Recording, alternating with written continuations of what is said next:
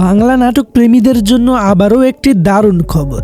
বর্তমান সময়ের জনপ্রিয় রোমান্টিক জুটি ফারহান আহমেদ জোবান ও তানজিম সায়রা তটিনী এই জুটি আবারও একটি নাটক নিয়ে হাজির হচ্ছেন।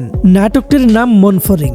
সময়ের সঙ্গে সঙ্গে বাংলা নাটকের জনপ্রিয়তা যেমন বাড়ছে, তেমনি দর্শকদের পছন্দের তালিকার শীর্ষে উঠে এসেছে এই জুটি। আগের নাটকগুলোতে তাদের অনস্ক্রিন কেমিস্ট্রি দর্শকদের মন জয় করেছে, আর এবারও ভিন্নধর্মী একটি রোমান্টিক গল্প নিয়ে আসছে তারা। এই নাটকটির প্রধান চরিত্রে অভিনয় করেছেন জনপ্রিয় অভিনেতা ফারহান আহমেদ জোবান এবং দর্শকপ্রিয় অভিনেত্রী তানজিম সায়রা তটিনী। নাটকটির গল্প ও পরিচালনায় রয়েছে নির্মাতা ইমরাউল রাফা, যিনি ভিন্ন স্বাদের গল্প নির্মাণের জন্য বেশ পরিচিত।